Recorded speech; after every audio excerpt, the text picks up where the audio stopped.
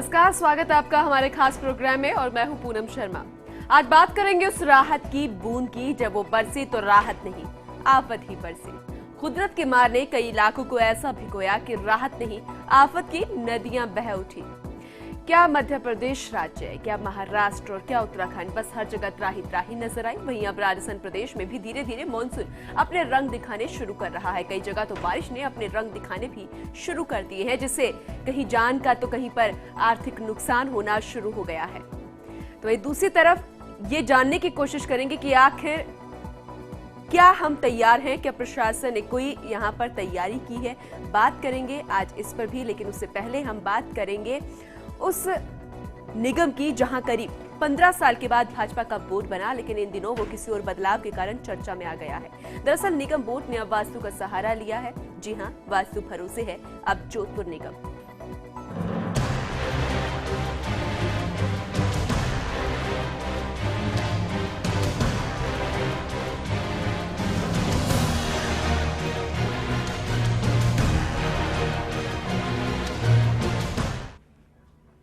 जोधपुर शहर में कई 15 सालों के बाद निगम में भाजपा का बोर्ड बना और जनता से कड़ी जोड़ते हुए शहर की सरकार भाजपा को सौंप दी गई। ऐसे में जनता की उम्मीदें बहुत ज्यादा थी, लेकिन खराब वित्तीय हालात के चलते बोर्ड अपनी योजनाओं को मूर्त रूप नहीं दे पा रहा था। ऐसे में निगम बोर्ड ने अब वास्तु का सहारा लिया है और निगम भवन को वास्तु के अनुसार बदलकर अपने वित्तीय हालात सुधारने का प्रयास भी कर रहा है। चलिए आपको एक पूरी रिपोर्ट दिखाते हैं। जोधपुर निगम में भाजपा का बोर्ड बना और महापौर घनश्याम ओझा ने कार्यभार संभाल भी लिया, लेकिन कार्यभार संभालने के बाद उन्होंने जब निगम की वित्तीय हालत देखी तो वे दंग रह गए। निगम में आय के स्रोत ना के बराबर थे और इस कारण निगम वित्तीय संकट का दंश झेल रहा था। ऐसे में महापौर ने बहुत प्रयास किए, लेकिन वे कारगर नहीं हुए। ऐसे में महापौर घनश्याम ओझा ने नामचीन वास्तुशास्त्री को बुलाया और उनके बताए अनुसार निगम भवन के कई फेरबदल करवा दिए। वास्तु विशेषज्ञ की सलाह पर निगम भवन के ईशान्त कोण में भगवान गणेश का मंदिर बनाकर प्राण प्रतिष्ठा करवाई गई। इस मंदिर में भगवान गणेश के साथ ही रिद्धि सिद्धि की प्रतिमा भी स्थापित की गई। साथ ही निगम के साउथ कोण को ऊंचा उठाया गया और एक पिरामिड भी बना दिया गया।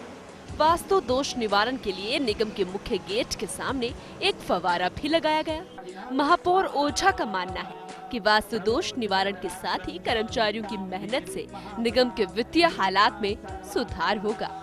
वास्तु वाली बात है, लेकिन केवल वास्तु ही नहीं है, सबसे बड़ी बात है जो ये मंदिर था नहीं और सबकी इच्छा थी पूजा अर्चना के मंदिर होना चाहिए। इसी को ध्यान में रखते हुए मंदिर बनाया गया है और जब मंदिर निर्माण की बात आई तो वास्तु को ध्यान में रखा गया है। हमारी कार्य प्रणाली से और भगवान के आशीर्वाद से और जनता के सहयोग से, अधिकारियों और कर्मचारियों की मेहनत से धीरे धीरे वित्तीय स्थिति सुधर रही है। अब इसे अंधविश्वास कहें या फिर कुछ और, तो वहीं निगम के वास्तु दोष निवारण के लिए महापौर ओझा के ये प्रयास कितने रंग लाएंगे ये तो आने वाला समय ही बताएगा। लेकिन फिलहाल डूबते हुए को तिनके का सहारा की तर्ज पर बोर्ड वास्तु दोष निवारण के सहारे अच्छी आय की उम्मीद लगाए बैठा है। पिछले लंबे समय से वित्तीय हालात से जूझ रहे नगर निगम को वित्तीय घाटे से उबारने के लिए वर्तमान निगम बोर्ड ने अब वास्तुशास्त्र का सहारा लिया है। निगम के भवन में कई परिवर्तन किए गए हैं, साथ ही निगम के ईशान्त कोण में गणेश मंदिर की भी स्थापना की गई है। अब देखना होगा कि महापौर का यह कदम निगम की वित्तीय हालत में कितनी सुधार लाता है। पश्चिम न्यूज के लिए जोधपुर से समीर खान के साथ शिव प्रकाश पुरोहित।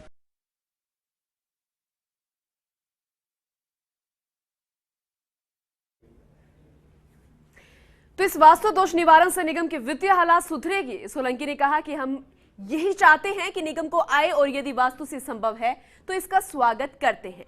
लेकिन सोलंकी ने कहा कि वित्तीय हालत सुधरने के लिए कम ही सर्वश्रेष्ठ उपाय है।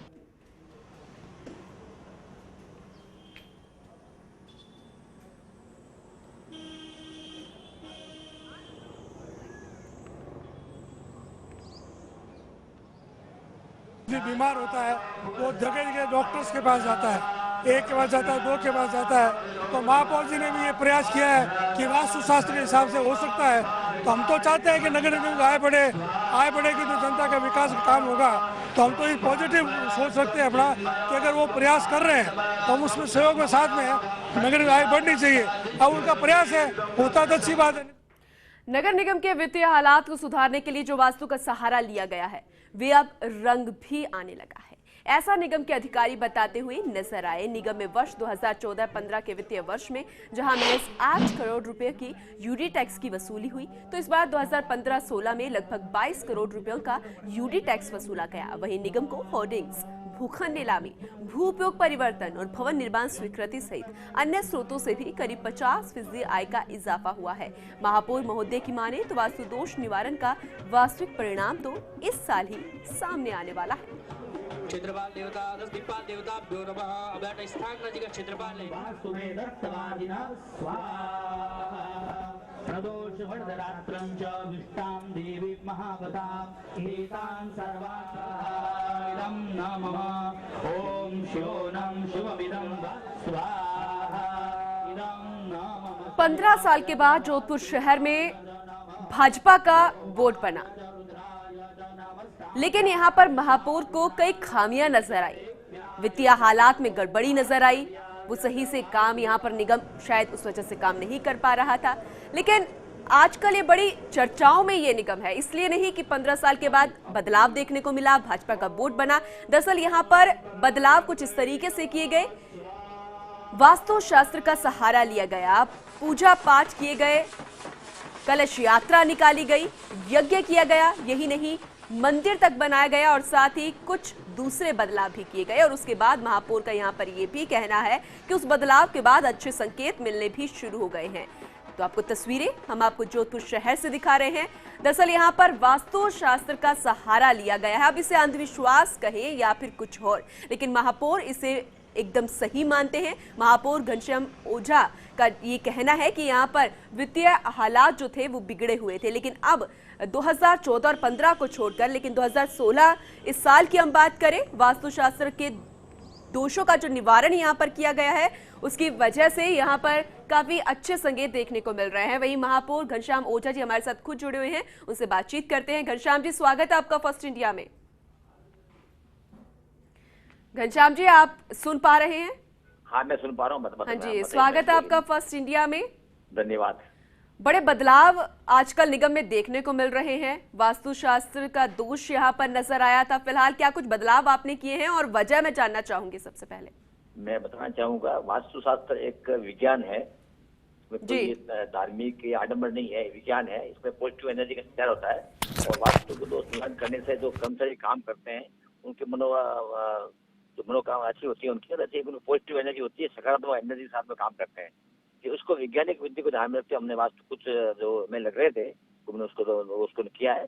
इसी के तहत आज एक हमारे पास गणेश जी की मूर्ति जो बहुत पहले से मंदिर में लगी हुई थी, वो एक कमरे में रखी हुई थी, उसको हमने ईशान कोण में मंदिर बना के के साथ में उसकी स्थापना हमने आज की है जी।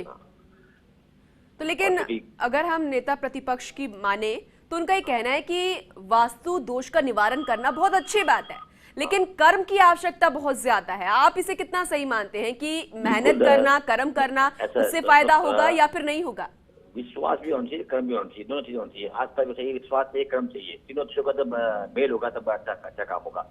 उनको जो विश्वास होगा कर्मचारियों को भी हम काम करेंगे उसका सकारात्मक रिजल्ट आएंगे, तो निश्चित रूप से काम करने की उनकी लगन बढ़ेगी, उनकी कार्यशैली बढ़ोतरी होगी जी। तो इन दूसरी तरफ अगर माने कि 15 साल के बाद यहाँ पर भाजपा का बोर्ड बना है, आप जब वहां पर गए कई खामियां नजर आई, लेकिन क्या माने, क्या उससे पहले इस तरीके के काम नहीं होते थे? जो वित्तीय फिलहाल हालात है, इस वर्ष की हम बात करें 2016-17 की, तो क्या पहले इस तरीके के हालात नहीं थे?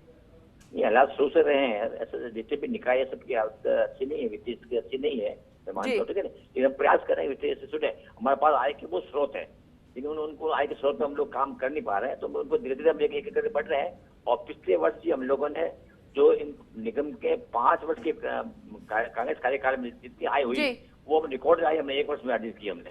बिल्कुल बिल्कुल, आप हमारे साथ जुड़े रहिए क्योंकि अभी गणपत सिंह चौहान जी भी हमारे साथ जुड़ चुके हैं, प्रतिपक्ष नेता हैं, उनसे बातचीत करते हैं। गणपत सिंह जी, स्वागत है आपका फर्स्ट इंडिया में। Thank you madam. Ganpat ji, यहाँ पर निगम में अभी वास्तु दोष निवारण के कार्यक्रम हुए थे, कुछ बदलाव किए गए हैं, क्या कुछ कहना चाहेंगे पूरे मसले पर आप? हाँ मैडम, ऐसा है कि महापौर जी ने कुछ पता किया होगा, वे आर्थिक स्थिति सही नहीं है। जी। तो हमारी सरकार में तो ये होता था, हम केंद्र सरकार या राज्य सरकार से पैसा ले आते थे और जी। हमारे सरकार का विकास के काम करते थे। जी। अब जैसे कैसी भी स्थिति में, उस राजनीतिक स्थिति में नहीं जाना चाहता। अब महापौर जी को लग रहा है कि साहब ऐसा करने से ऐसा हो सकता है, तो हमने कहा ठीक है साहब आप करो, हम तो चाहते हैं किसी तरह से पैसा आवे नगर निगम में और नगर निगम के नगर का विकास हो। तो जैसे कोई बीमार होता है तो 10 डॉक्टर के पास जाता है, वो अच्छा है, वो अच्छा है, वो अच्छा है। तो इसी तरह से जो है महापौर जी कोई वास्तु शास्त्र के पास गए होंगे, उससे कोई बात हुई होगी, उन्होंने कहा होगा साहब ऐसा करने से हो सकता है, तो we should hope for better. बिल्कुल, हम किसी चीज को गलत नहीं ठहरा रहे हैं, लेकिन आप इसे कितना सही मानते हैं? क्योंकि आपका ही कहना था ना कि कर्म की आवश्यकता ज्यादा होती है। हाँ, कर्ज की तो मैंने तो पहले भी कहा था कि कोई भी इंस्टीट्यूशन जो है वो कर्ज के बिना चलती ही नहीं है। ये हमारी जो ग्रोइंग जो होती है इकोनॉमी, उसका सिस्टम है ये। तो हम कर्ज लेते हैं, आगे बढ़ाते हैं, बिजनेस लेते हैं, उधर लेते हैं। घर का काम तो चाहे आज मेरे घर में अगर काम बढ़ जाए तो मुझे कर्ज लेना ही पड़ेगा ना। बिल्कुल बिल्कुल सही बात है। वहीं घनश्याम ओझा जी भी हमारे साथ जुड़े हुए हैं, महापौर जी। घनश्याम जी, आपने भी सुना गणपत सिंह जी का क्या कुछ कहना है, लेकिन जो आप कर रहे, बिल्कुल आज जो हमने जितने भी कार्य संपन्न आज किए हमारे साथ में आज साथ थे हमारे, और उनकी पूरी सहभागिता रही, इसलिए मैं उनको धन्यवाद ही ज्ञापित करता हूँ। बहुत ही अच्छा सहयोग किया उन्होंने आजमपुर में, और मैं समझता हूँ कि हम सब मिलकर प्रयास करेंगे तो हमारे आर्थिक स्थिति सुदृढ़ होगी, और आर्थिक स्थिति सुदृढ़ होने के बाद में शहर का विकास की गति आगे बढ़ेगी। नहीं, बिल्कुल बहुत अच्छी। सरकार से भी हमें भरपूर सहयोग मिल रहा है, राज्य सरकार भी सहयोग कर रही है, केंद्र सरकार भी सहयोग कर रही है, और जो कुछ हमें ऐसी योजना भी लेके आ रहे हैं राज्य सरकार के सहयोग से, केंद्र सरकार के सहयोग से, जिससे जोधपुर शहर का विकास हो। बहुत अच्छी बात है घनश्याम जी, लेकिन हम भी यही चाहते हैं कि एक अच्छा यहाँ पर वित्तीय हालात सुधरे, अच्छे काम वहाँ के लोगों के लिए हो। लेकिन यहाँ पर जो कुछ लोग हैं वो ये कह रहे हैं कि यहाँ पर शायद महापौर जी अंधविश्वास के पचेड़े में फंस गए हैं। क्या कहेंगे, इसका जवाब कैसे देंगे आप? मैंने कहा वास्तु शास्त्र एक वैज्ञानिक विधि है, ये अंधविश्वास नहीं है, ढकोसला नहीं है, एकदम वैज्ञानिक विधि है। इसमें सकारात्मक ऊर्जा, पॉजिटिव एनर्जी का संचार होता है, इसलिए इसको कैसे अंधविश्वास कर सकते हैं। और हमारे प्राचीन काल से लिया विद्या है, आज की नहीं है ये प्राचीन का। आज ज्योतिष है, इसको आप ढकोसला कहेंगे या विज्ञान मानेंगे उसको, दोनों कह सकते हैं आप। बिल्कुल, तो ऐसे में मेहनत को कितना साथ लेकर जाएंगे, या फिर थोड़ा आप इस पत्ती के ऊपर ज्यादा जोर देंगे? सबसे पहले है मेरे भाग्य में बहुत कुछ लिखा हुआ है, लेकिन मेरे को खाना खाने के लिए हाथ चलाने पड़ेंगे मेरे को जी। जब तक मैं आगे चलूंगा मैं खाना नहीं खा सकता, ठीक है नहीं? तो मेहनत तो करनी होगी, बिल्कुल बिना मेहनत तो कोई कुछ होता ही नहीं। मेहनत तो सबसे पहला फैक्टर है, ठीक है नहीं? ये मेहनत के साथ साथ आस्था भी होनी चाहिए, विश्वास भी होना चाहिए, और चूंकि वहाँ बैठने का अच्छा माहौल होना चाहिए, जहाँ आदमी का वर्क कल्चर होना चाहिए। जब तक वर्क कल्चर नहीं होगी, बैठने का अच्छा सुविधा इंतजाम नहीं होगा, तो लोगों की कार्यशक्ति बढ़ेगी नहीं, कार्यक्षमता नहीं बढ़ेगी। बिल्कुल बिल्कुल, हम भी यही उम्मीद करते हैं कि जो आने वाले साल हैं, जितना भी वक्त है, उसमें अच्छे परिणाम आए, चाहे वो वास्तुशास्त्र की वजह से हो या फिर आपके अच्छे कर्म की वजह से हो। बहुत बहुत शुक्रिया गणपत जी हमारे साथ जुड़ने के लिए, और घनश्याम जी फर्स्ट इंडिया के साथ जुड़ने के लिए। वहीं हमारे संवाददाता शिव प्रकाश भी हमारे साथ जुड़ चुके हैं। शिव प्रकाश, आपने भी सुना कि महापौर का क्या कहना था, नेता प्रतिपक्ष का क्या कहना था। वो वास्तुशास्त्र पर बड़ा जोर दे रहे हैं, लेकिन जो दूसरे लोग हैं स्थानीय निवासी, वो इसको अंधविश्वास कहते हुए भी नजर आ रहे हैं। फिलहाल किस तरीके की बातें वहां पर सुनने को मिल रही है, क्योंकि खासा चर्चा में आ गया है निगम? जी पूनम, मैं आपको बताना चाहूंगा कि जिस तरह से निगम में लंबे समय से वित्तीय संकट के हालात हैं, और यहाँ तक कि जो लंबे समय से ठेकेदारों के पेमेंट नहीं होने से उन्होंने कार्य भी रोक रखा है, तो निश्चित रूप से कहीं न कहीं जब बोर्ड भाजपा का बना था तो भाजपा ने कई सपने देखे थे, लेकिन वित्तीय हालात को देखते हुए सपने अधूरे से लगे। तो महापौर ने एक नई रणनीति जिस तरह से रखा है, उनका यह मानना है कि कुछ वास्तु दोष है उसको दूर कर लिया जाए तो निगम की आय में वृद्धि हो सकती है। तो उसी की दिशा में कदम बढ़ाते हुए आज मंदिर की स्थापना की गई है। साथ ही बिल्डिंग परिवर्तन भी कुछ किए गए हैं, पिरामिड बनाया गया है, साउथ भाग को थोड़ा भारी किया गया है। तो अब देखना होगा कि किस तरह से निगम की आय में वृद्धि होती है। हालांकि स्थानीय लोगों का यह मानना है कि जब तक निगम की कार्य प्रणाली में सुधार नहीं होगा तब तक निगम की जो आय है उसमें बढ़ोतरी नहीं हो सकती। बिल्कुल, अब देखना होगा कि इसके देखा देख दूसरे जो अधिकारी हैं या दूसरे विभाग हैं वो अपने कार्य प्रणाली पर जोर देंगे, या फिर इस तरीके की बातों पर ज्यादा जोर देते हुए वो भी अपने विभाग में बदलाव करते हुए नजर आएंगे। बहुत बहुत शुक्रिया शिव प्रकाश तमाम जानकारी देने के लिए। चलिए, कहीं जाएगा मत, क्योंकि एक छोटा सा ब्रेक ले रहे हैं और उसके बाद जब लौटेंगे और सवाल करेंगे कि आखिर क्या तैयार है